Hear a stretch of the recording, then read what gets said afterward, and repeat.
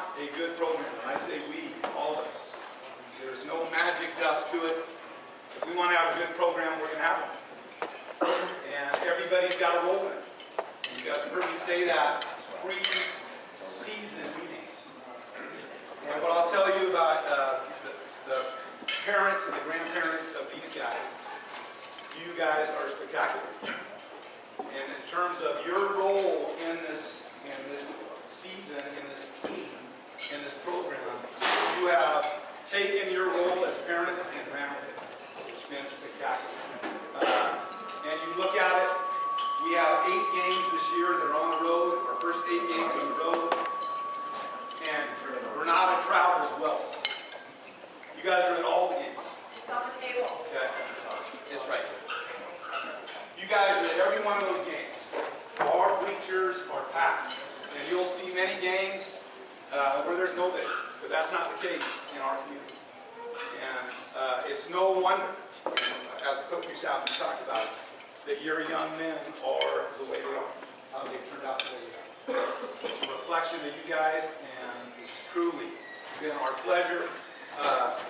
I'll tell you this as well, we always talk about it, that we'll tell the players, this is not our program. When I say our, the coaches, this is your program. And obviously we're part of the kids, but the bigger picture is this is all of our program. And for you parents, for example, that are, your sons are graduated in 19. You guys, as long as we're part of this as coaches, we want you to know that this is our program. And we want to make our community proud. And we encourage and that you come back. And even if your sons are done, to say and feel a sense of pride that we do things right. And as a community, and you guys are as big a part of it as anybody. And it's been spectacular. I want to obviously recognize one parent in particular, and she's going to recognize a few as well. But obviously I'd be remiss if we didn't call this up. Oh.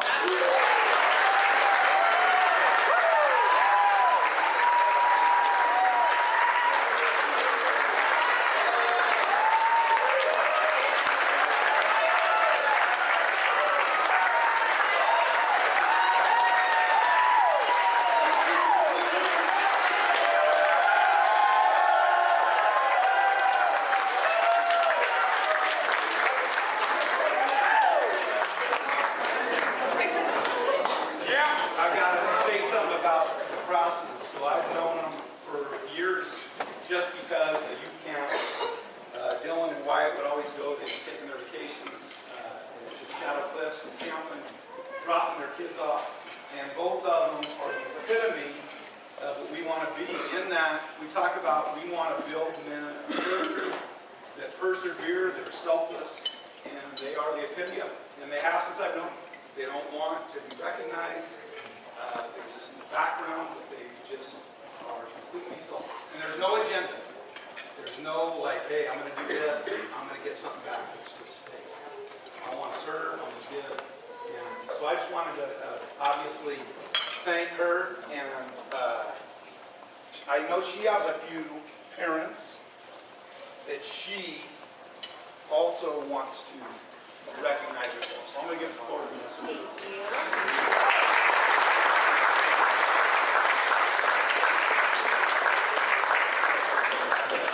So this has been a fast 4 years, class of 19 parents. It's over. It's done. The first person I have to thank, of course, is my husband for helping. He's behind me.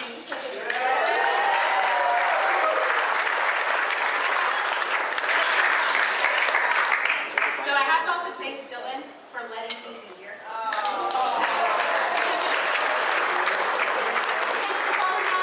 Your mom at school all the time. And I am at school all the time. So I can show up out of the blue and he doesn't even know I'm there. So thank you, Dylan, for letting me spend so much time with you and your teammates. And it's been an honor to just be with parents who just love their children unconditionally like we all do, but just the support that you give this school, this team, this program, your kids, other kids, it's just been wonderful. I say enough about these incredible coaches who also let me be here, probably more than they want me to be here. And, but of course, I couldn't do any of this without all of your help, all of the helpers. Mrs. McIntyre, my right-hand lady, all these years.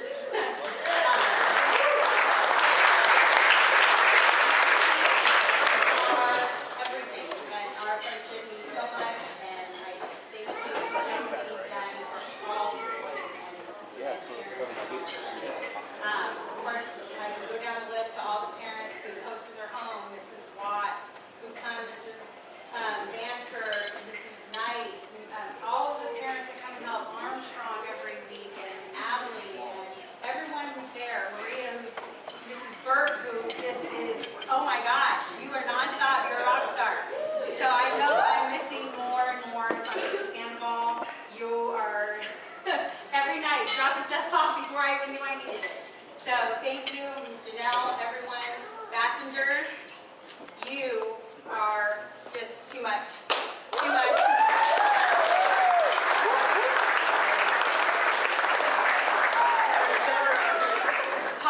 You've been there hosting with Janelle, and it's been awesome, and in the stands with your guys' picnics for everyone. And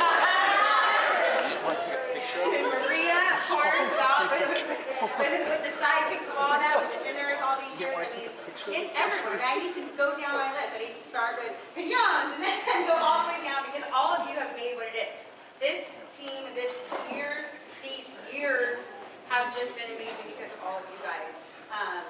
You know, Mooney and Marina, I'm just so happy to have Kevin back. I mean, just again, everyone. And then for class of 20, it's going to be awesome. I'm still here. As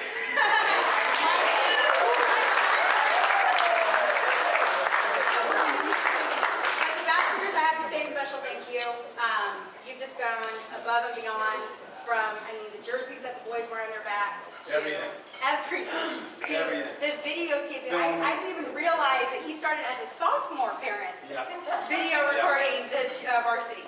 Texts So, me I every mean, Friday night, just yes. films up, doesn't want any Mr. recognition. McIntyre, It's awesome. I was telling Mrs. Tia that it wasn't the same with her working this year because she wasn't around as much, because you were set, right? It just becomes a part of this program. Yeah. So I thank you, and I'm sorry I missed a name. I know that you're my helper.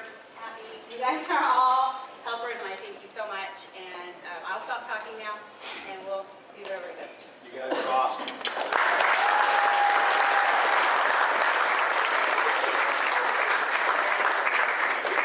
Call the juniors up first in a minute, but before I do that, I do want to just, and I know they don't want it for sure, but I need to recognize the coaching staff. For those of you, I think you know them, most of them, if you don't, they are everything that's good about sports. This is Coach Roberts, my son.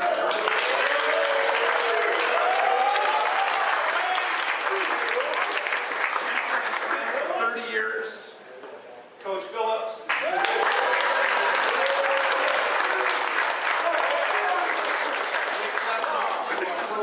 To the players on and off the field, building in a character. We've got a new coach involved, and he fits right in. Everything that we want to be about, he's that. We figured out soon. He's just been out. He's just getting started. Coach Justin, he works the IT at Granada High School.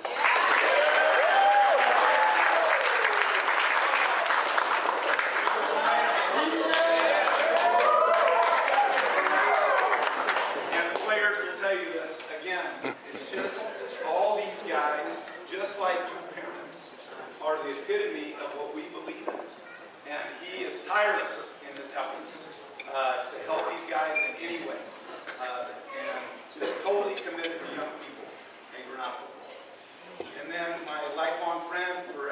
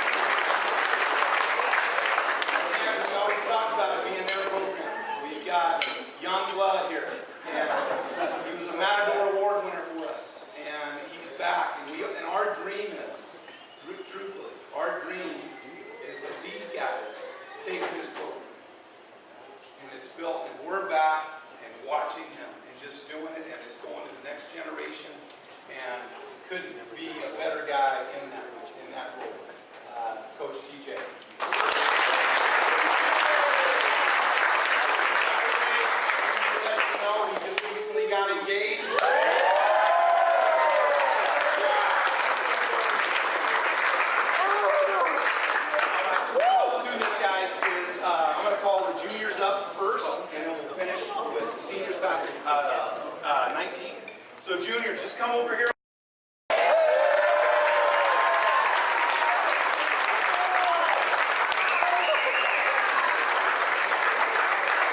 Okay, guys, I'll say a little bit about individual players. I don't want to go too long into that. I'm going to speak more to class and more team stuff. And so I'm going to start with the class of 20. And here's what I'm going to tell you about the class of 20. I'm reading a book right now called Guts and Genius. It's about Bill Walsh, Bill Parcells, and Joe Gibbs. And for those of you who don't know those guys, they were coaches for the 49ers, for the Giants, and for the Redskins. And in the 1980s, those teams dominated, and it's going through their whole deal. But as I'm reading this thing, Al Davis, some of you know Al Davis, the former owner of the Raiders who since passed, he was talking about team chemistry. He says, I don't believe in team chemistry. You know, when they win, you have good chemistry, and when you lose, they have bad chemistry. You know, so I'm not a big team chemistry guy. That's what Al Davis said. And there's some truth to that. I've said before, I says, hey, you know, John Madden's quote was saying is that the winning is a great deodorant.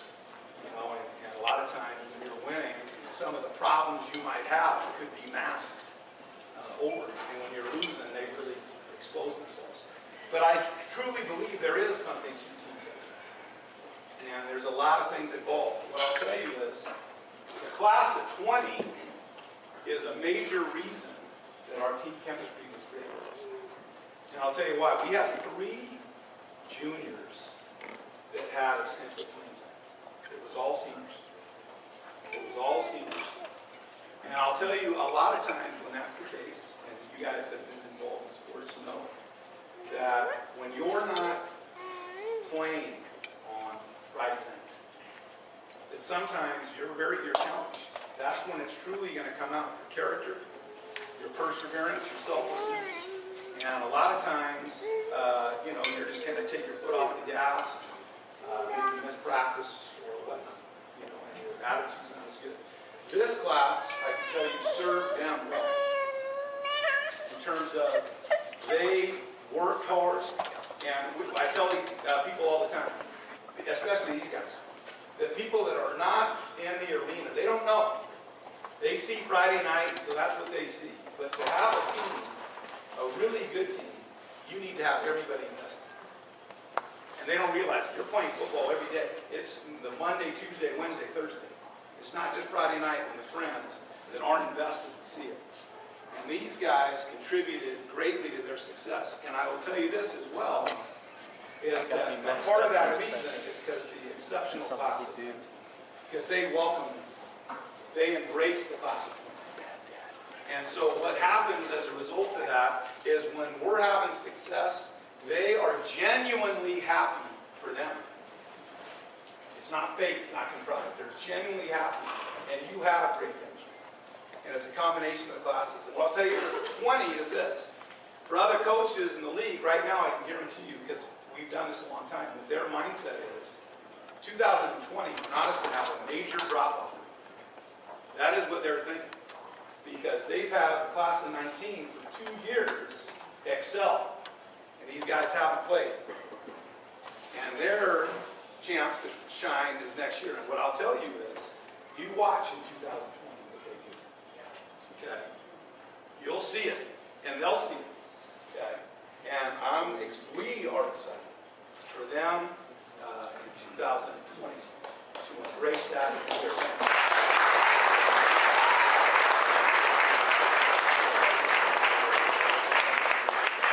So anyway, we'll call out our juniors alphabetically, starting with 4.0 student, running back, and defensive back for us, Zach Armstrong.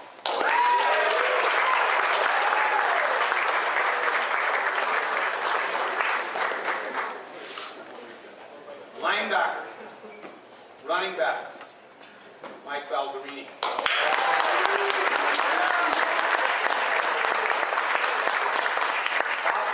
Defensive lineman, Daniel Becerra. Offensive and defensive lineman, Jacob Burke.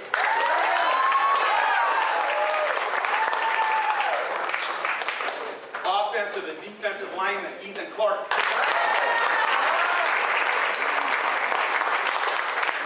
One of our 3 juniors that saw extensive time, fullback, linebacker, Greg Nemo.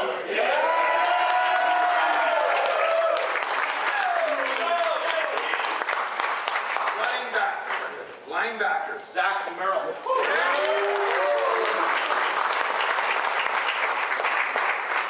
Wide receiver / running back, defensive back, Joey Gomez.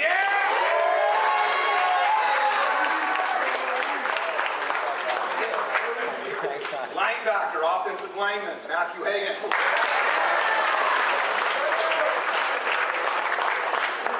Kicker, wide receiver, Nick Hill.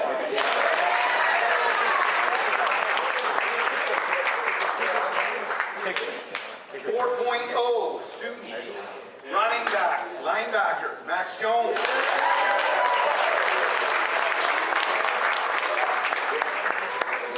The starting quarterback, another one of 3 juniors that saw extensive time. 4.0 students. Quarterback, JJ Knight.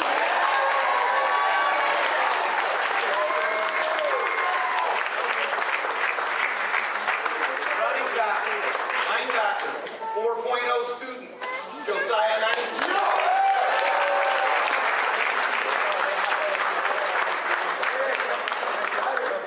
4.0 students, free safety, wide receiver, Nick Lighton.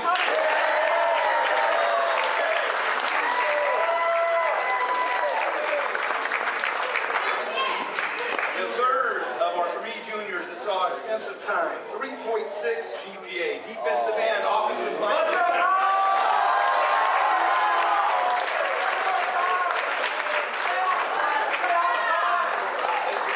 3.5 GPA, offensive defensive lineman, Robert Mullown.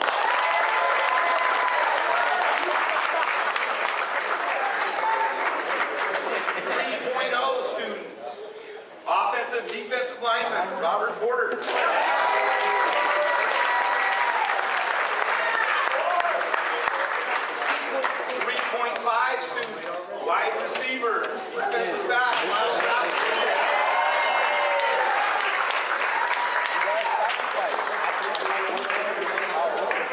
3.25, tight end, defensive end, Galen Roberts.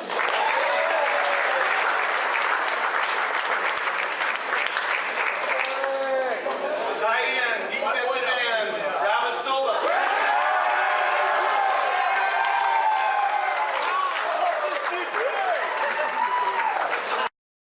So, I just wanted to let everyone know that Mrs. Knight and Mrs. McIntyre and I, we got together and wanted to make sure that everyone was given something. I mean, they're getting their, certificates and the juniors their letters and the football kids and everything. But again, this class was so special and this team was so special. We wanted to do something. And a couple years ago, when we were getting the new field, I was there and I asked the foreman if he could give me some turf, that I wanted the turf that they were playing on. So he cut a piece of turf that he had already laid down, so it was on the field, and he rolled it up, and so we made these keychains, and it has the turf that boys actually played on.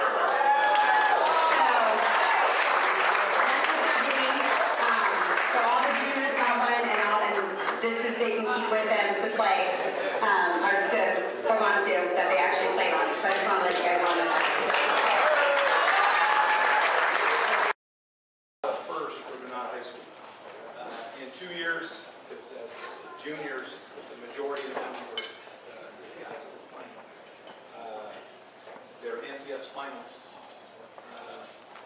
As seniors, undefeated league champions. NCS playoffs.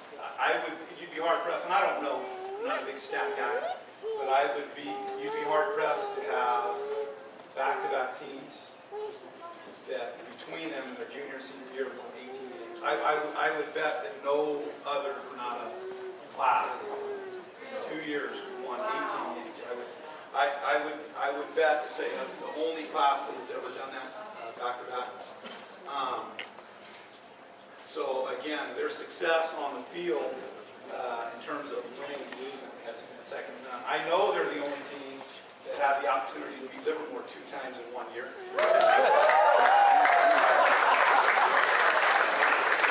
They are for sure the only Granada team that can say they're 3-0 in their junior and senior year against Livermore. I know that. But what I'll tell you for sure, more importantly about the class of 19 is their character. They are amazing. You look at this how the season ended. Especially at, I don't know if you guys followed what happened. So we lose and really happy. They proceed to go on and win the next week, 7-2, and then they lose their last game this past weekend to Fishbowl, down 15-14. So you look back and you say, this was unbelievable in terms of your winning and losses piece to it. And you look back and say, you know what, we had a great opportunity. These guys could have been, without question, North Coast section champions. And the one thing I will say about the parents, all the compliments I did give you, and I believe in business as a compliment, you obviously scared the officials from the mid-cap spending the game 15 minutes because they were nervous with what you guys were saying. But anyway, what I'll tell you is this time of season, you know, Christmas, as a matter of fact, the church this weekend for us, they're talking about joy. And it was funny, they were talking about experiencing joy, and then the next day, sure enough, well, I don't know if you guys are Warrior fans, but Steve Kerr always is talking about joy that their team has.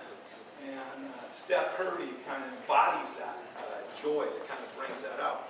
Well, sure enough, after I heard that, I looked in the newspaper, I was reading the paper, and let's see if I can find this. Kevin Durant was quoted in the paper. Yeah, here it is. So I took a picture of this. I didn't know how to take a picture of this with my wife. So this is what he said. This is what Kevin Durant says. So the Warriors, you got non-basketball fans, they've won 3 championships in 4 years. And, they were having a little bit of dissension amongst their team. So this was the paper. This is last Saturday. And Kevin Durant's one of their main players, and he says, I feel like a lot of people confuse joy and happiness. Warriors forward Kevin Durant told ESPN. I think happiness is a feeling that is fleeting. It means you can go back and forth all the time. I feel like joy is something that you can stand on. And when you're enjoying what you do, you don't mind the adversity, the tough times, the challenges, the little obstacles you get to climb to get where you want to go. I think joy is something that we can always hold on to. And I think of these guys that you look at, you fill in the blank. So they lost 3 games. They lost 1 to Cal High by 3 points. The Monte Vista game is a point at halftime. It was down by 20. We're up by 20. And then the last game you lose 14-7. But these guys, win or lose, you saw it was the same. They are inviting these other teams to come together with them in prayer or whatever they're doing. And you can see. So to me, when I'm reading that, I think they embody them.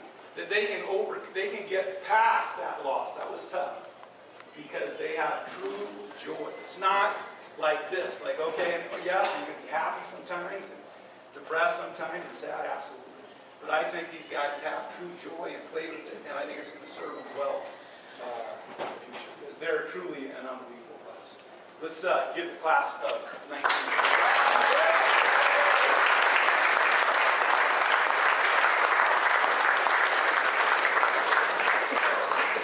Anyway, our first young man was a first-team offensive all-league player. Started for us as an offensive and defensive lineman.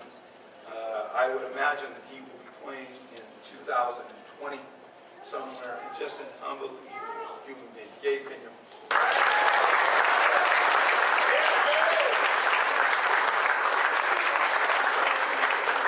D-Ray, when did you move here, buddy? Yep. So I meet this young man.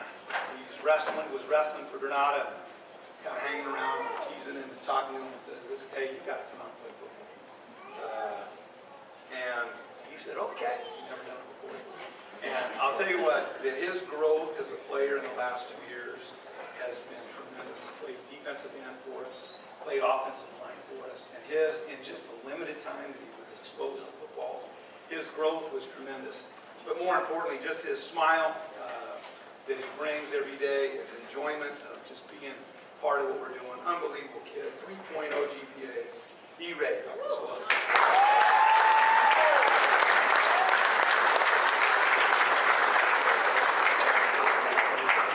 These next two guys I've known since they were little guys. Always, like in Little League, they were the guys. They were the best guys. So I've known them forever. One thing I'll tell you about both of these guys, though, is that they're exceptional students.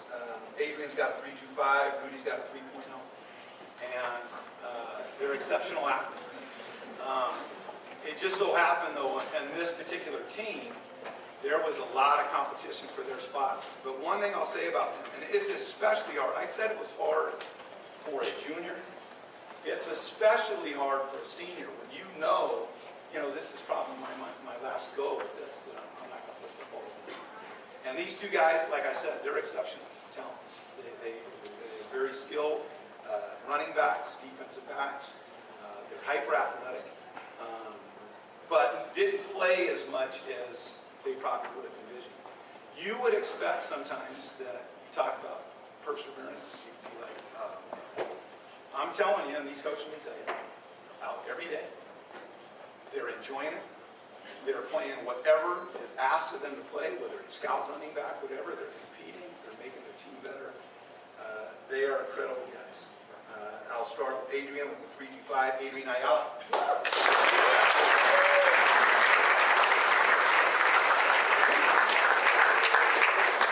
His brother Rudy. Rudy Ayala.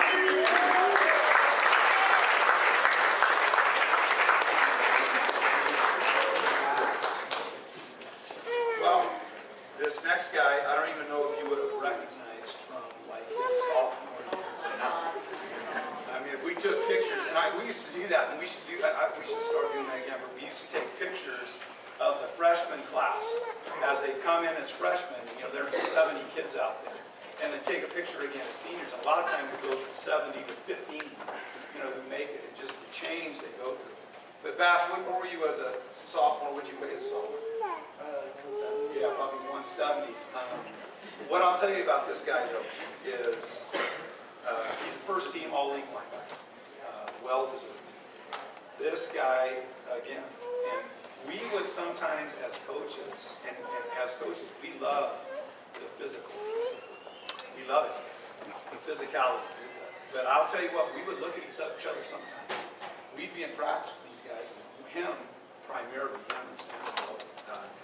Somebody was getting blasted where we'd be like, ooh, we better just, hey, let's just tag off. Let's go to the mud here. I mean, he was just a monster, dirty in people's backfield. Had an unbelievable year. Big fan is, and we'll see what the future holds for him. Nate Bassett.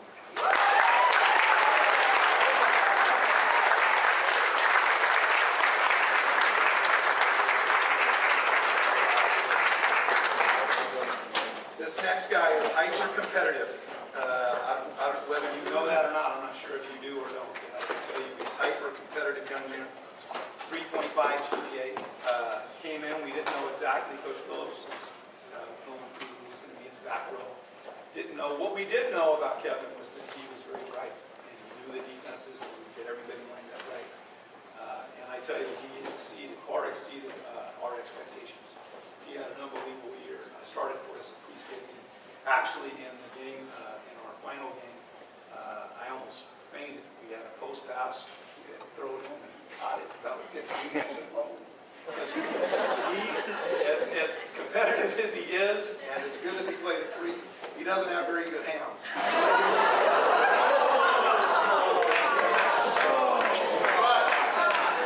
he knows I love the guy. With all my heart, and good things are going to happen with him.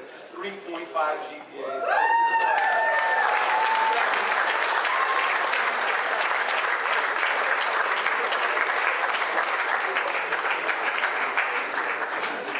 This next guy,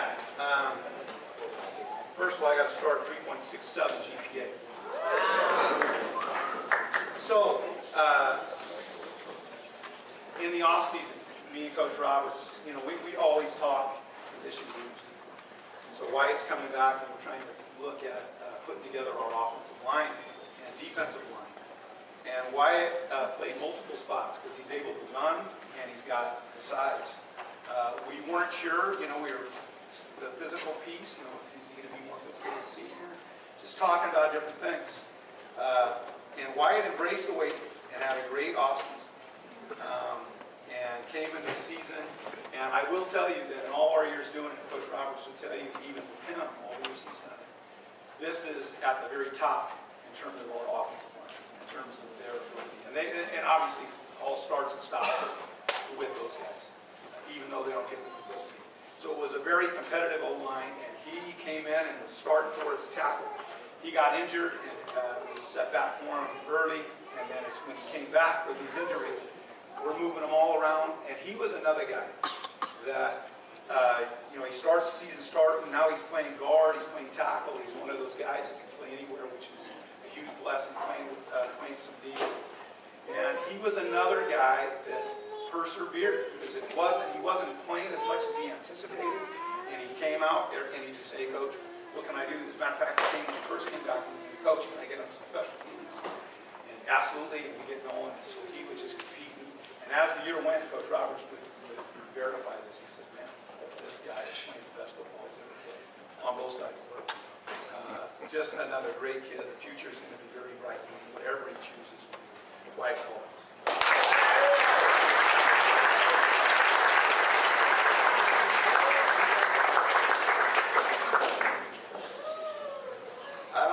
This next guy, I have to tell you something about this guy. He is truly a guy, so Coach Len coaches tight ends. So he's got his crew of guys that he's dealing with on a daily basis. One thing I noticed about this guy, and he is genuinely and sincerely happier than anybody for other people's success. Any other person's success, you see him. And I won't say anything, you know, I just kind of observe people. And sometimes I'll say stuff, sometimes I just kind of take it in. He is genuinely happy for anybody's success, as happy as anybody. And that, to me, stuck out more than anything. Played tight end, worked his butt off. One of our happiest moments was the touchdown.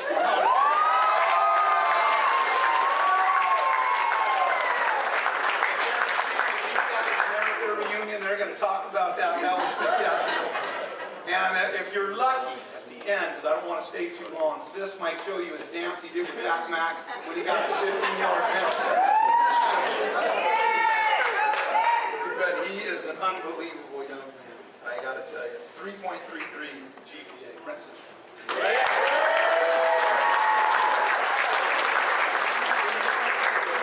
got one last thing I want to say about Sisterman. So we're going through these plays, and so Sisterman, we got guys in different formations, so I want to get the ball to Malini. Okay? And so Sisterman is lined up over there instead of Malini. And I said, no, Brent, I don't want you in there. I want Malini in there. And so, without blinking, he probably walks by Coach Phillips and he goes, they're saving me for state.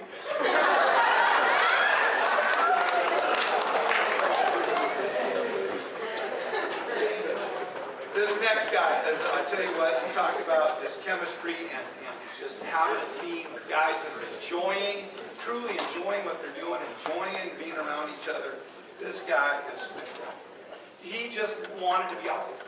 He's out there, hey coach, you get a chance, can I get a kick? Can I kick it? You know, whatever you can do, you know, playing defensive back, playing wide receiver. Fairly new to football, loves it. I told him I'm going to get to his soccer games just to watch him. He is a guy full of joy. Just a great teammate, great kid, Rodrigo Cruz.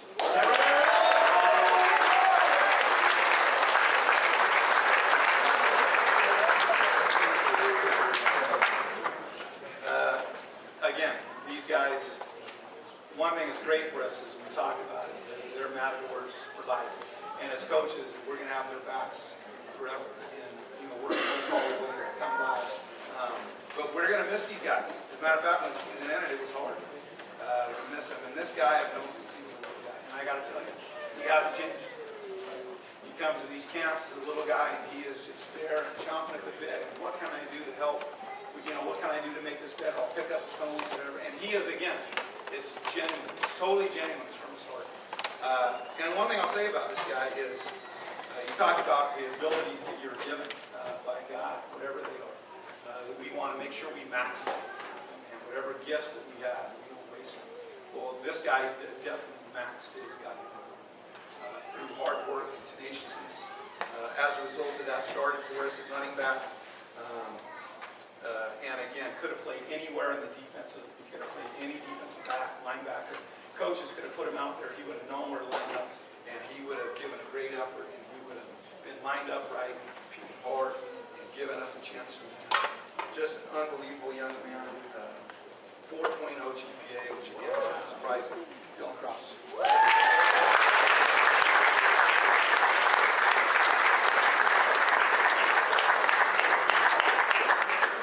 So Kev played for us. This next guy played for us early and then didn't play as a junior. I had him in junior performance last year. So we always test when the season starts, or when the trimester starts. We see where they're at, their maxes. We test their vertical jump.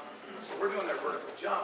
And don't let Malini fool you. This guy out-jumped Malini. He jumps to the roof. And I'm looking at Kevin. I said, Kevin, you got to go back to football. Man, this guy, he's an athlete. So he, sure enough, I was glad he decided to do that. He came back out as a senior. He was, it was an injury-plagued senior year for him. He was hurt most of the year, and he'd come back and re-injure himself. But he's another guy. You know, these guys are just amazing. Hey, I'm going to be a part of this. Whatever we can do, let's do this. Let's enjoy it. I was so glad that he decided to come back out again. A blessing to our team. Kevin.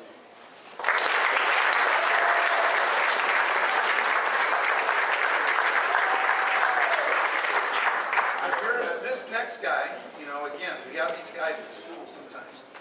So his first love is baseball. And I'm looking at this guy in the weight room, and he's the strongest guy. He's not strong, he's right there.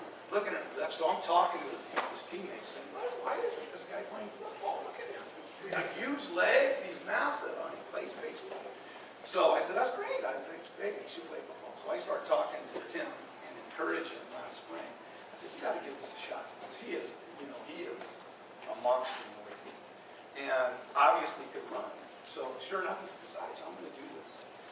And I tell you what, we're in spring and we're excited. Coach Roberts is like, man, we can do something with this guy. This guy's going to be a contributor. So right away, the season starts, he blows his knee out. Again, I'll tell you about the kind of guys that we're talking about. I'm talking about Tim. So his knees, he's out for the year. First year football player. So you would think he's going to be home and just say, you know, see you guys later or whatever. Doesn't miss a practice. If he's ever going to miss a practice, I get a text from him. Coach, I'm rehabbing today. I'll be late or I'm not going to be there. Doesn't miss. He's on the sideline. I mean, again, you can't lose with guys like that. It's impossible. And just an amazing guy. I wish he would have played all 4 years, and I wish he wouldn't have got injured. But that aside, whatever he does, believe me, is going to be good. 3.5 GPA.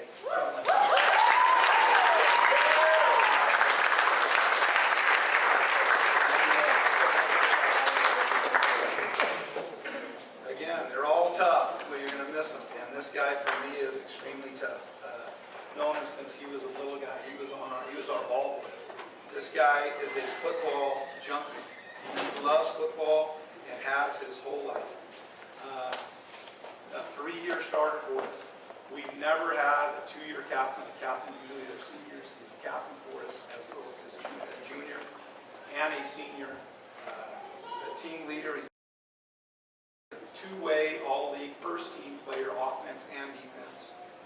Just had exceptional success on the football field. But by far, more importantly, the young man he is trumps any of that. He is amazing. 3.0 GPA. The future is obviously extremely bright for this guy. Zach McIntyre.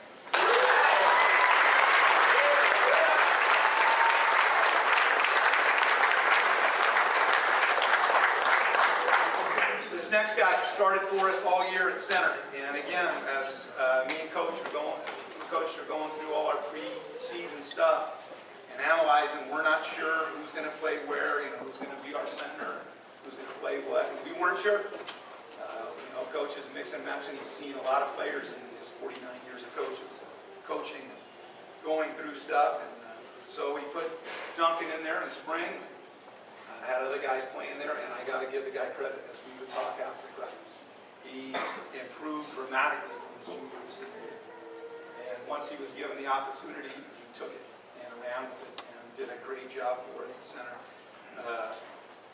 One of my things I'm going to miss the most about this team, though, I have to admit, is with this guy, is with Milo giving him grief every day, every practice. And Duncan would just eat it, and it was a great relationship. He did a great job for us this year, starting center. Duncan.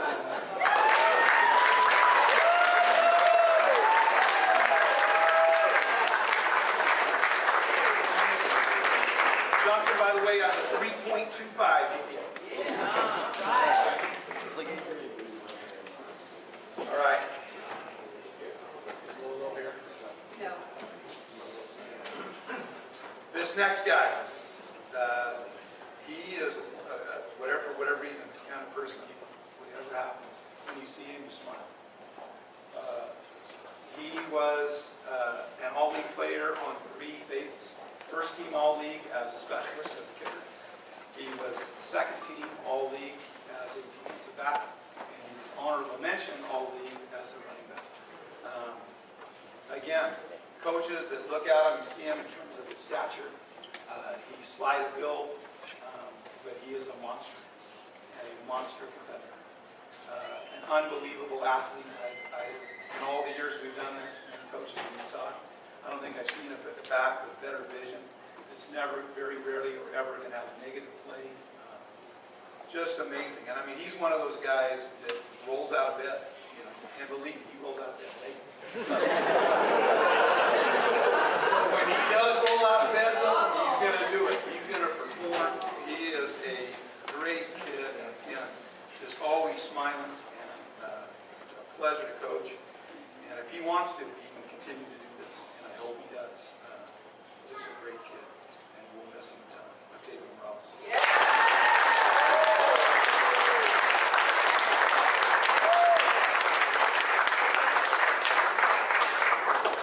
This next guy, one thing I'll say about him, and by the way, this trimester is a 4.0 GPA.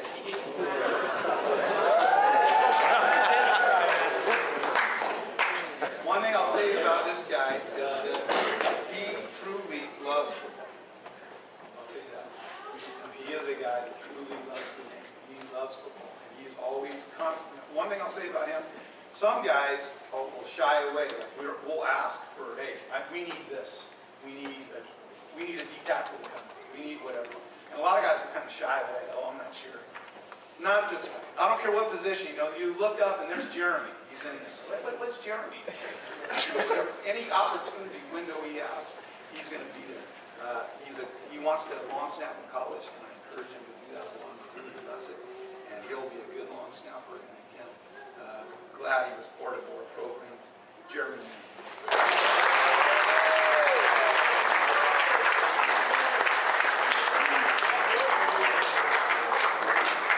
Next guy was a first-team all-league player at defensive tackle, a second-team all-league player as an offensive lineman. I think he should have been first, but that's neither here nor there. He is a guy that, again, you just watch his personality. He's very quiet. Very quiet guy. He's a non-assuming guy, even though he's got great stature, great physical presence. But I'll tell you what, as this season progressed, you talk about it, you see it all the time. A lot of times from the junior, senior year, just young people gaining confidence. And when you gain confidence, what you can do. And you could see it with him. Ian figuring out, you know what, I'm pretty good at this. I can do this. And you would see it. And I tell you what, he turned into a monster on both sides. He was hard to deal with. He is a great kid, and I won't be surprised at all. I would imagine he's going to continue to play as we move into 2020. But like I said, many of these guys, whether he does or doesn't, the future is bright. Just who he is as a young man. Ian Rivera.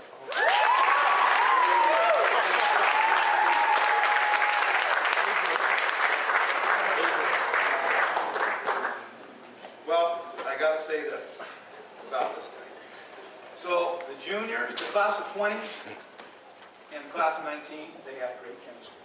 And I would imagine the class of 20 are going to miss the class of 19. But I'm not so sure they're going to miss Santa. But I'll tell you what, and another one of my favorite moments in practice is, and he would tell me this, Coach, believe me, JJ will be ready to play because I'll harass him so bad that whoever he goes against, he's not going to be faced. So he's harassing him ready to play. But I'll tell you what, this guy, as a junior, had some struggles. He played with us for freshman, sophomore year. Was a very good player. Junior year, just made some decisions that I'm not sure he would be pleased with. But as we communicated in the spring, Santos said, "Hey, you know what? I want to do this again." And he was another guy in the weight room. He was a monster. I mean, he loves the weight room and he kills the weight room. And I said, absolutely, we'd love to have you back. We'd love to have you do this. And he came back, and again, every day is Friday for Santos. There is no days off. When he's out on the football field Monday, Tuesday, Wednesday, Thursday, it's on. We're putting the gear on, we're going to play, and we're going to go for it. And he competes, and he was a stud. Second team all league. I think he should have been first team all league. Just a quarterback, havoc, wrecking machine. Just enjoyed watching him compete. He plays the way I like guys to play. And more than that, I'm happy that where he's going with his life and doing good things. I'm proud of him. His GPA is 3.33 this trimester. Great strides. Robert Sandler.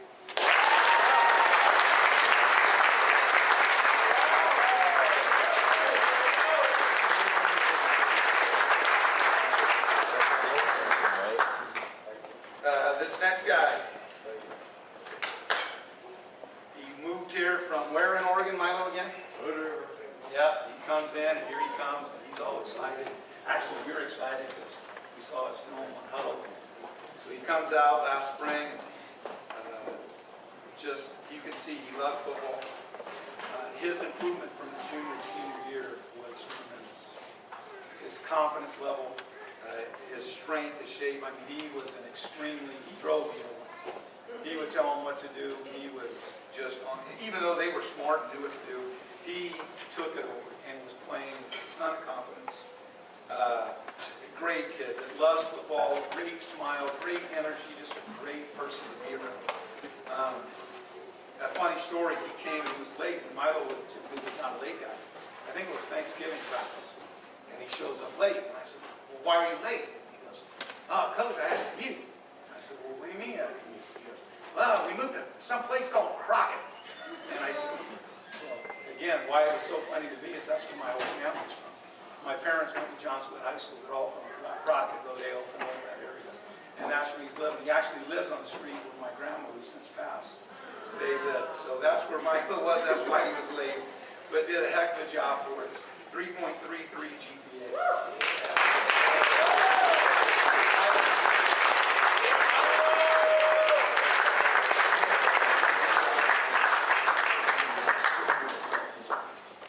Well, this next guy. Oh, yes, excuse me. Milo Schumacher was first team all-league offensive lineman.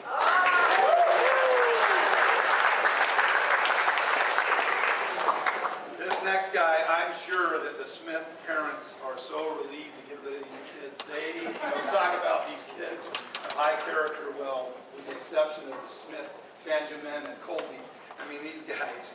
Colby's got a 4.0 GPA. I'll tell you what, I don't know if you guys remember a year ago when he broke his arm. I don't know if you guys remember that game. But when he broke his arm, I went on the field, and normally I don't get the heebie-jeebies. Like, I'm pretty good with whatever. His arm was jacked up. I mean, I was like, ooh. I didn't have to sit down. And he's out there, and he's handling no problem. He was as composed as can be. But it was a bad break. It was a bad break. And he withstood that and rehabilitated himself. And he came back, and when he came back, it was clear he was excited. And he just, again, he is a heck of a football player. He started for us at Sam linebacker. He can fill for the run. He's great. He pass. You watch him on offense. One thing with him is that we put him in fullback, and he could play anywhere. You know, you tell him, he's one of those smart guys. Him and Kraus, you know, hey, this is what we want. Wherever they're at, they're going to do it. They're going to figure it out. They're going to be in the right spots. A great teammate, a great kid. Like I said, 4.0 GPA. Colby Smith.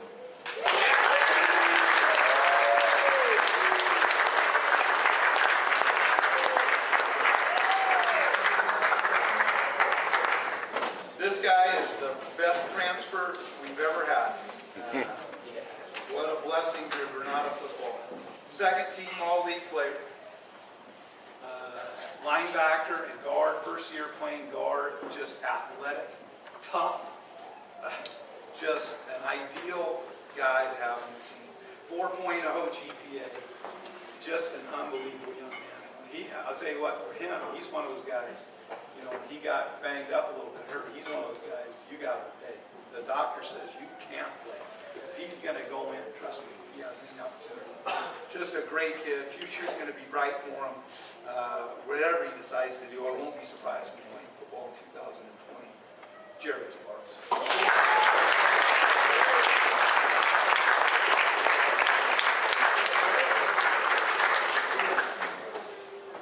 This guy, as we all know, is a very special player.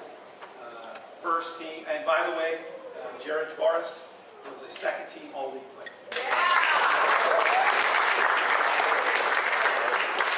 This next guy was a first team all-league player on both sides of the ball, offense and defense. Obviously, he's got in his junior and senior year an unbelievable highlight film that he can make and brag to his kids when he's old. Just a real special talent. He's the best wide receiver that I know that me and Coach Lynn have ever had in all of our years doing it together. And I would imagine Coach Roberts, if he's not number one, he's right there. Again, though, he is, like I was talking about with Matt, as good of a football player as he is, he's a better human being. He's a better guy. He's just an unbelievable guy. And if you see him, he's another one of those guys that you can't, when you see him, you're going to smile. He's happy. The only time I saw him with his daughter down ever was Monday after the Banquet game. And again, the one thing with him is, you know, he took that hard way to go out. And I know he took that very hard. But he obviously knows that, and his teammates know. He addressed his teammates after the game. But just a special guy. And he's one of those guys, as we talked about, that whatever he does, his teammates will be cheering for him because of the kind of guy he is. You'll have some guys that are exceptional athletes, and they'll say, yeah, his teammates are that guy, but he was a jerk. You know, he's a cocky, arrogant guy. These aren't our guys. The guys are amazing. Obviously, the future is going to be bright for him. It's a 3.3 GPA.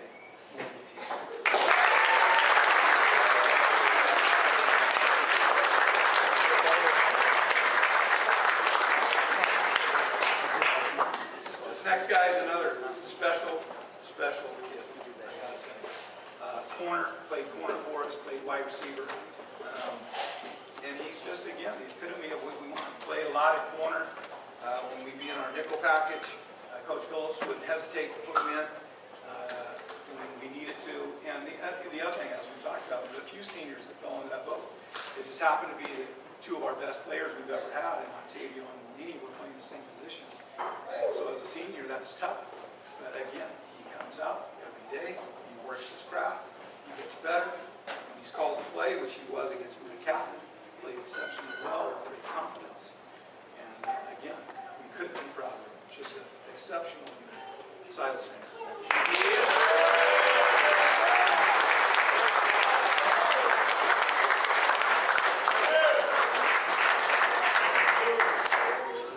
This next guy, actually, one thing I miss, I'm a routine guy. I get into a routine, and I like to keep the same routine. If it's off, I get a little weird.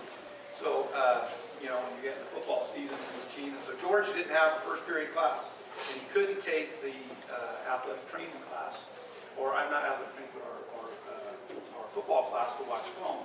So he'd come in every morning. So every morning, 8 o'clock, that was my prep, second try. George would be in, go up and get my mail for me. We'd hang out, he'd be watching film. I'd be picking his brain. What are your thoughts, George? And he'd give me his thoughts on what's going to happen and how we're going to do. And he was typically right. He was another guy that Coach Roberts put in put him center, put him guard, either guard, and you would know he was going to know what he's supposed to do. He was going to do it well and give us a chance to be successful. He was our long snapper. He's an exceptional long snapper, and you won't be surprised if he long snaps in college. 3.0 GPA, George Washington.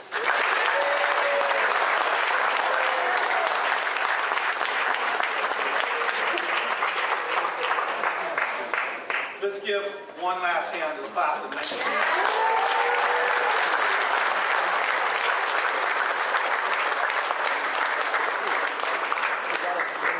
All right, guys, we're not big on individual awards, but we do that. At the end of the year, we don't give a lot, so we're going to, at this portion of the banquet, we're going to go ahead and give the individual awards. And the individual awards are player voted.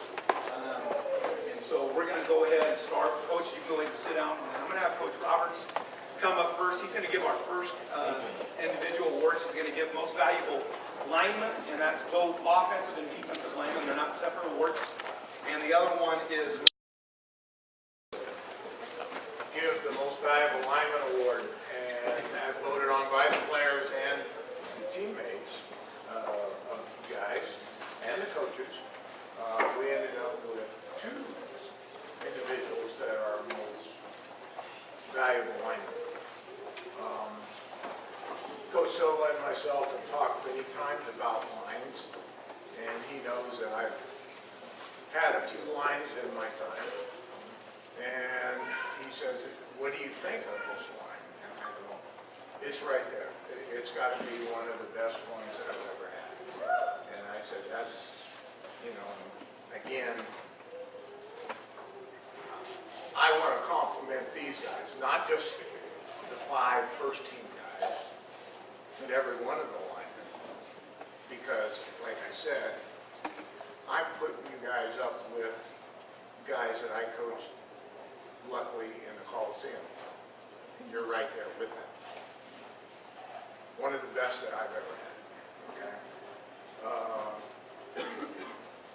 You usually have 2 or 3 really good players on a line, and then you work out and you mix guys in that match with them, and we had 5 that were really good, and we had a 6 and a 7 that I could play at any time. As a matter of fact, they would go in whenever they needed to go in without me telling them, whether it's center, guard, or tackle. I had 2 guys that could do that. It was outstanding. But the 2 guys that have got this award are probably the best pair of tackles that I've ever had.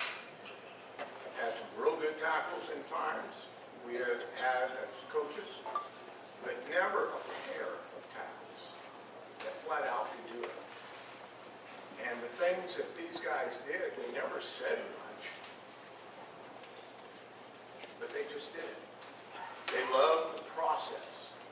And those of you, one of my favorite old-time coaches that is long forgotten now, once said, it's not where you go, it's how you got there. Well, these guys know how to get there.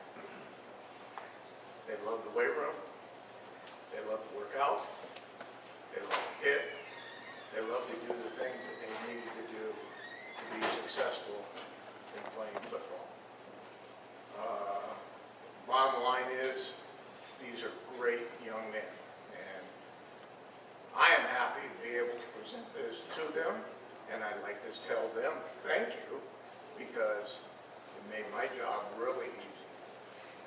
Probably, I think, one story that I can tell you, because they don't say much, is there was a game, and most of you will remember, that in a certain play, both of them went down at the same time, not from injuries, but because they had cramp. And again, I don't say a whole lot, and guys know, well, the linemen know that I probably have had my moments with them. They know that. But in general, I don't say a whole lot. But after the game, both of them came up to me and because they know what the expectations of them are. And they both said, Coach, that never happened. And it didn't. And these are guys that went both ways all the time. So we'd like to present these. Gabe Pignon. And Rivera.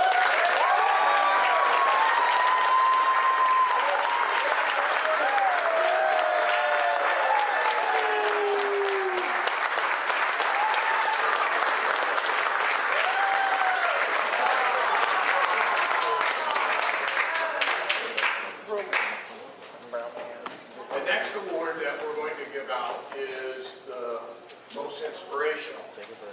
And the way that we always look at the most inspirational, and we try to tell the players, is you're voting for the person that most likely brings you to every practice.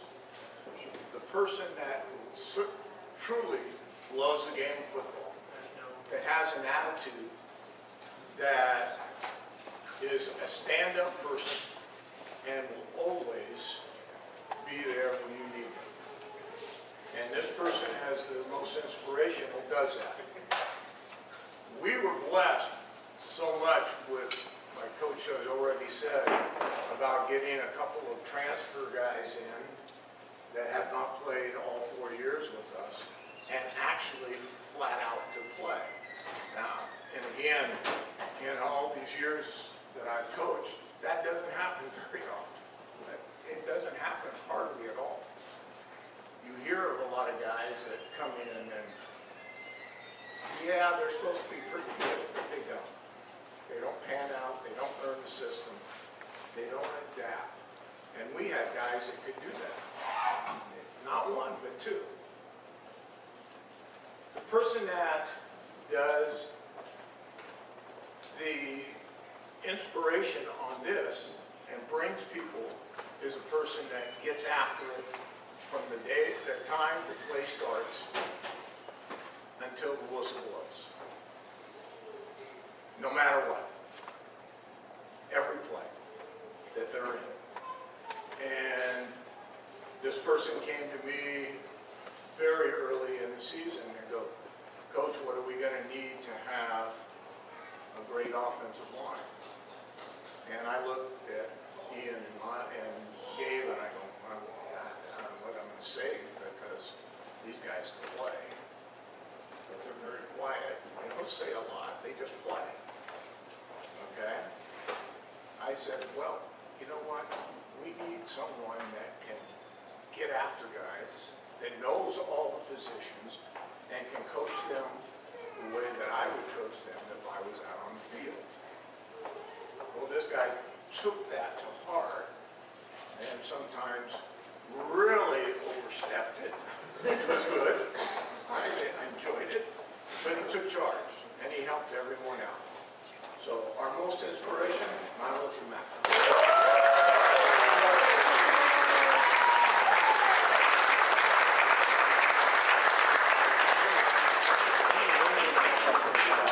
Coach Moreno give out the most valuable back award. Details, guys, is that's quarterback, running back, wide receiver, defensive back.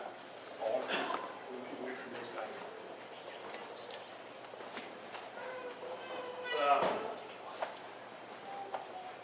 For our defense, in order for our defense to be successful, you have to have good defensive backs. And your defense is really, really limited if you're not talented out there. And this particular kid played a little bit of defensive back for us last year. Not a whole lot. This year we asked him to play all year long. And I could think of a couple of different plays that for me says what this kid's all about. And the first one was against Amador Valley, and I think it was about fourth and 5, and we were in a cover 2, and that's kind of I don't want to go into details of what that is, but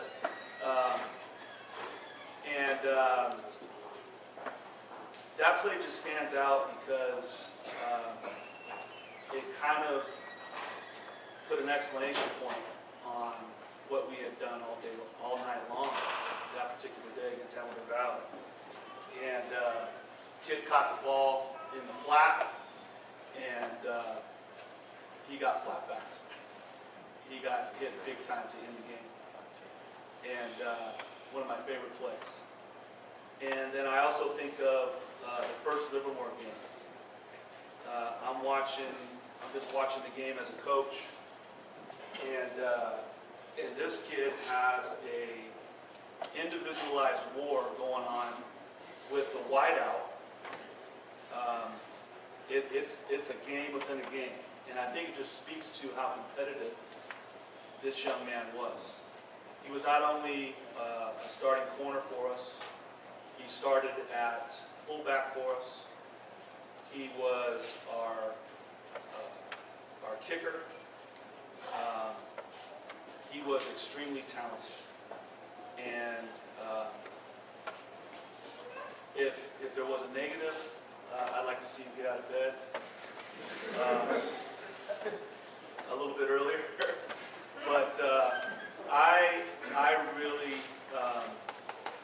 I would call him a silent assassin. He didn't say a whole lot. And I think I could count on one hand in the 2 years I've been here. I think I can count on one hand the conversations that I've had with him. He doesn't say a whole lot, but boy, this guy can play some football. And I think one of the best things that we can say as coaches about these guys is that it's a hard game to be able to play. And there is no doubt about it that Octavio Morales can play the game at the next level.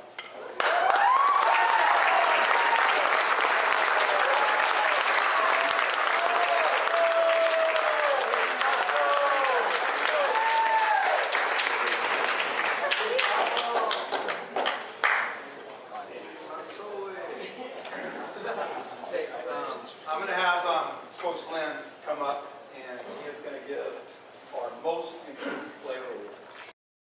I'm humbled to do it.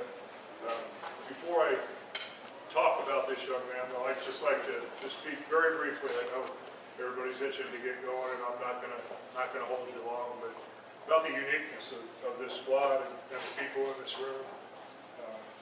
Their faith, focus as young men. We've done this for a lot of years, and getting guys on Monday, Tuesday, Wednesday, Thursday to focus up and do the work that they need to do in years gone by has been challenging, not with this group.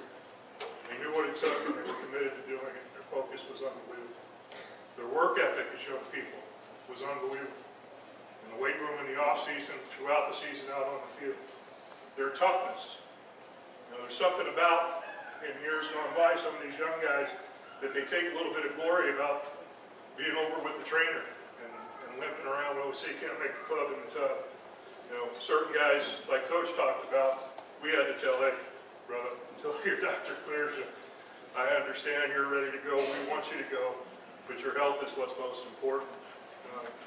And then ultimately, one of the mantras of the Granada program, their selflessness. This team is immensely talented. So there's guys in this room that in years gone by would have been starters for us that this year didn't get a chance.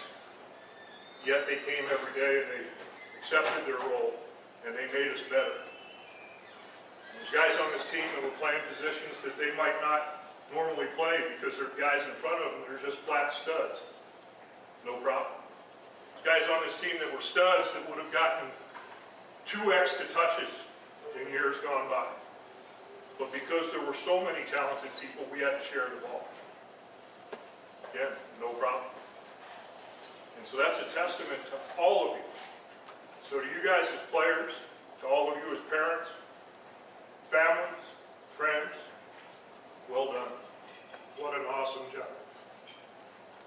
This particular young man that we're going to recognize as most improved, very early in his junior year, caught my eye. I used to tell Coach, and I apologize, I said, man, this kid's got some snap in his ass. He just, you can't coach size, you can't coach speed, but you also can't coach toughness. And you can't coach guys that love to hit. You either love to hit or you don't. Guys in here who I'm looking at that love to hit, and this guy is certainly one of them. So while he didn't play a lot as a junior, he made himself into a two-way starter as a senior. He was arguably one of the best conditioned athletes on the team.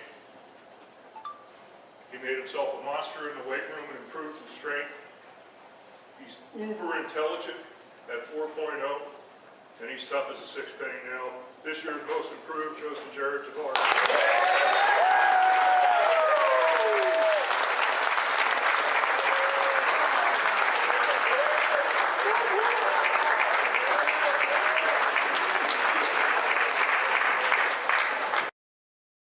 Coach Phillips, give our most valuable player.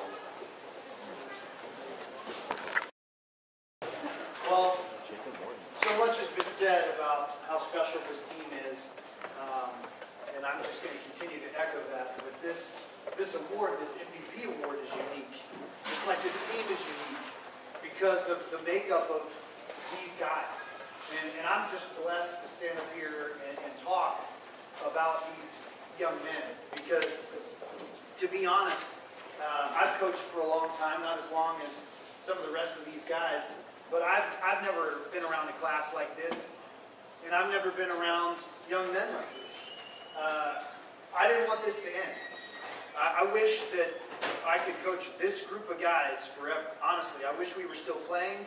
I wish we could go play De La Salle or Mater Dei or whatever. And just because I believe in you guys, and regardless of what the challenge is, I believe that you guys would rise up and meet it. But the most valuable player award can be given for a lot of different reasons. And the first guy that I'm going to talk about, honestly, was, in our opinion, was the best player on the field every single week. We would look and say, he's a man among boys. They don't have anybody that can cover him. They can't. We could call any play. We could draw up any play. And I used to spend hours drawing up stuff in my office, and I would send Coach pictures of it. What do you think of this? What do you think of this play? But we knew if we could protect long enough and get the ball out, that he would go get it, and they couldn't cover him. I haven't seen at the high school level teams take a guy completely out of the box to double team. They take a guy and they press him at the line of scrimmage, and they take a guy and put him over the top. So they've only got 9 guys in the box because they know they don't have a man that can cover him by themselves. And then we take him on defense. And he played every snap of defense, by the way. And we would take him and put him against the other team's best wide receiver and say, shut him down for 4 quarters, and we could play man. He could be manned up. We could play zone everywhere else, but he would be one-on-one, and he would not lose that matchup. That is an unbelievable luxury. Unbelievable. Okay, and I could not do that on a lot of other teams I coached, but because of his talent, we could do that. He was the best player on the field, okay? Talent-wise. And he is a great leader. But we've got 2 MVPs. And the players voted on this. So they voted 2 MVPs, and the reason they did is because we have another player that brings, he's amazingly talented as well. He has an unbelievable toughness to him, an unbelievable amount of smarts to him, but he's the one guy that I got to coach for 3 years. Because as a sophomore, he was a varsity player as a sophomore. That's how good he was at football. He loves football. And he's good at everything when it comes to football. He's good at blocking. He's good at tackling. He's good at catching. He's good at running. There's nothing he can't do. And he did all of that. We asked him to do all that. I remember when I was up in the stands earlier in the season when I was on the headset calling stuff down, and we played one of our first games, and these people in front of me were like, did you see that guy? He just blocked 2 people and put them both on their back. And that's when he didn't even have the ball. And we scored a touchdown on that play because of that. If the first guy that I talked about was just an unbelievable talent, which he is, the second guy on this team was really the heart of the team. And he was a leader in so many other ways. Okay, he was a spiritual leader. He was an emotional leader. He was a guy that would lead the prayer before the game. He would lead the guys out.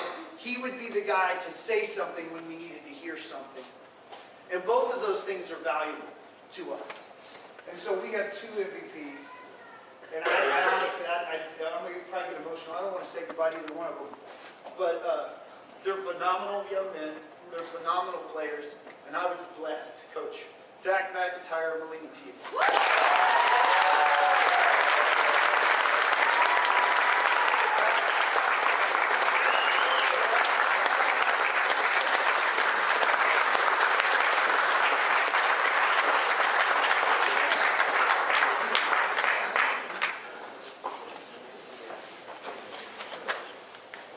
All right, guys, our last award is the Matador Award. What the Matador Award winner is the person that best exemplifies what we want to be about. And I got to tell you, just like Coach Phillips just said, coaching staff would say, this year, you just think about the number of people that would qualify for that. They're unbelievable. And I'll tell you, as a coaching staff, we would talk. We are better men for being associated with them, these young guys. Trust me. And as we talked about it, we felt the only thing we could do for the Matador Award and feel good about it is give it to the class of 2019. So the class of 2019, we have a perpetual trophy that we keep at the school. So this is at Granada's trophy case. And for this year, it won't be a person's name, it'll be the class of 2019.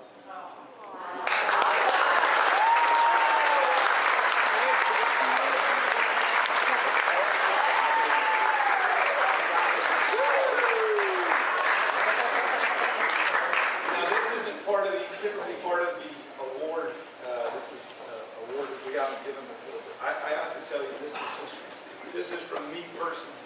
I wanted to give this award, and this is because this guy, I just got to tell you, I've known him since he was a little kid.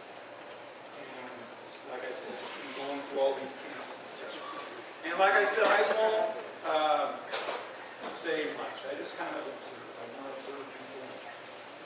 One of the reasons I love teaching history is I love studying it, what makes me tick. Look at everything, the warts and all that we all have. And this guy, I'll just tell you, from the time he was a little guy, just always consistent, always there to do whatever. And again, I would say he didn't do that. But here he is, his mom's running around, and she's got a million things going on, and she's got all this stuff going, and who's there helping her? There's something. He's always there. Most guys would be like, Mom, I ain't doing that. No, I didn't come home with you today. Not this guy. He's always there. He's just serving selflessly. And I just felt, I've noticed it for all these years. I think they all know how I feel about it. And I hope he does. But I just wanted to give this as a Matador Award winner from me personally to my own guys.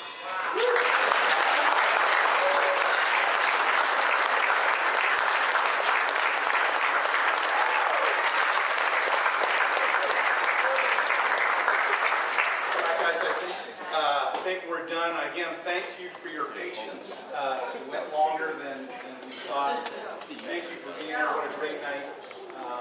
And like I said, this is our program.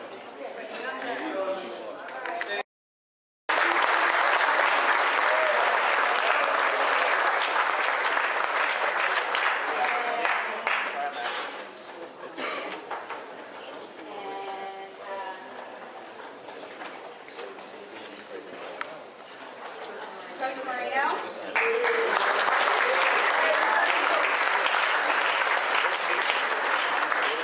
Coach Robert.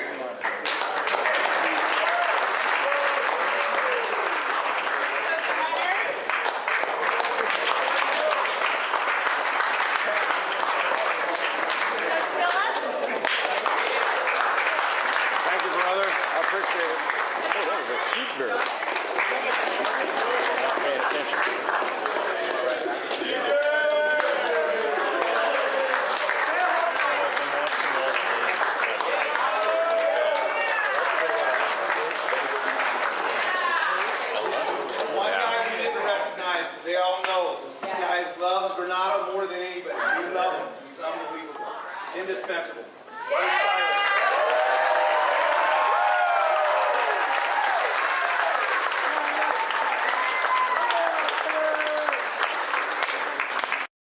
All of us, for me personally and senior moms, 4 years. Wow, that went by really fast. And she's going to be here for the next group coming up, and you're very blessed. She gives her all to this, and I don't want to cry, but I might. A woman who, no, really. A woman who has 4 kids, a husband who's a firefighter, who has a really stressful job. And she says, oh, well, that's not enough. I need to give more. And, so we get to benefit from all that. And, Vanessa, thank you so much for being there for us, for caring about our boys, and just giving everything you had to this program and continuing, because the junior and sophomore moms coming up, you've got Vanessa, and you are so blessed. She's really awesome.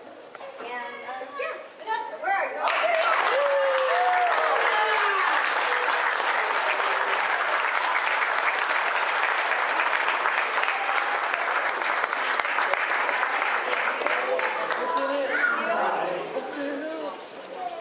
Oh my gosh. Okay, that's what I Okay, now we can be done. Okay, no, we're still not done. Okay, so. It's nothing to do with much of anything, except there's a guy that's been up there filming with me for 3 years. He's kept my company, kept my humor going during the game. It's been great to have there. It wouldn't be possible to stand around and film every game, every week without him around. And I appreciate it, Mike, so I got you a little something.